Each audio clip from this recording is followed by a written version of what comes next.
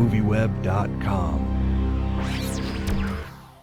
I want to know, why did it take 20 to 30 years for audiences to really pick up on Robert? Because, I mean, here we have his film debut, and then he sort of fell off the map and didn't come back until the 80s or 90s. I mean, what did you see in him then that audiences... That was not Robert. That was Robert's great uncle. That was my great uncle, Robert S. Patrick. Yeah, my great uncle, Samuel Robert Patrick. Yeah, he's mostly... It was 50 years ago, Yeah, we're Westerns and...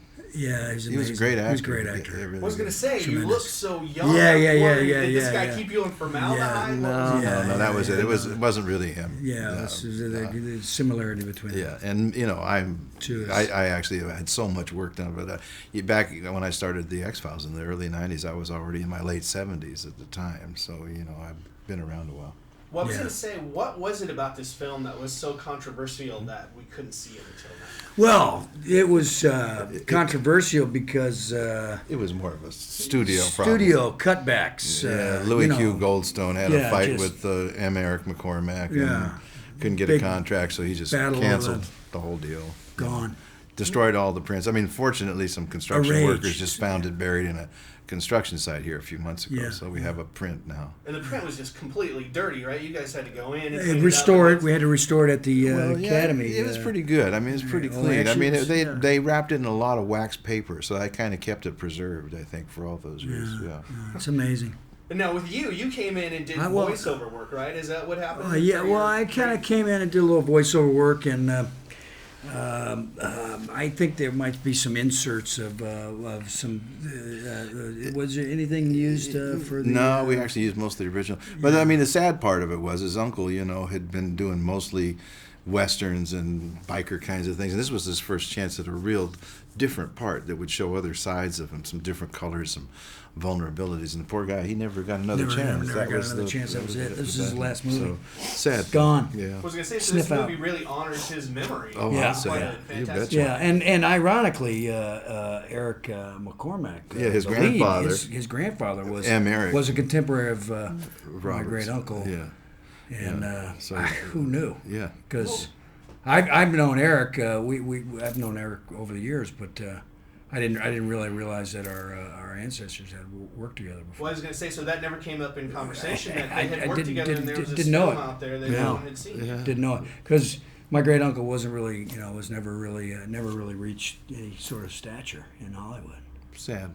I was going to say, it's interesting that now people might go see this movie and sort of laugh at the monster in it, but for the time you made this movie, the monster was really everything was state-of-the-art, serious effects. Stuff. Yeah. Everybody... The finest that 57 had to offer. Right. It's just, 57. almost... That was a state-of-the-art monster. Almost all those movies in the 50s were made by people really serious about their work. They didn't mean to be funny, but, after 50 years, things get out of style, and... we run that movie now, and just people laugh. I mean, it's a shame, really. It's just laughing at that work that was so seriously done. Yeah. I don't know if I don't know. My great what uncle the heck? would really appreciate I guess if they want to have fun at that death scene, because he put so much into it. I hope they understand the commitment he had to it. Well, I hope so too. But on the other hand, it's kind of fun when they laugh. Now, does it scare you that the people that are posing as paparazzi outside waiting for whoever Disney stars in the building is actually the government waiting for you guys? I found this out and I wanted to warn you before we... Well, I think that they're concerned because I think that if you think back to when this movie was made, right around the same time the space program was kicking off. Mm-hmm. And a lot of things that you see in this movie, it could be subversive kind of stuff. Stuff that NASA kind of leaked out. Yeah. They didn't want leaked out. And but it's just like we both are, we both worked on the X-Files, and we know a lot about mythologies and conspiracy and stuff like that. So we're kind of used to it. We, we sleep with weapons that's under our beds. Scary, no, I've been. Out of here and say, the feds have been after me for years. Yeah. Okay. For years. Do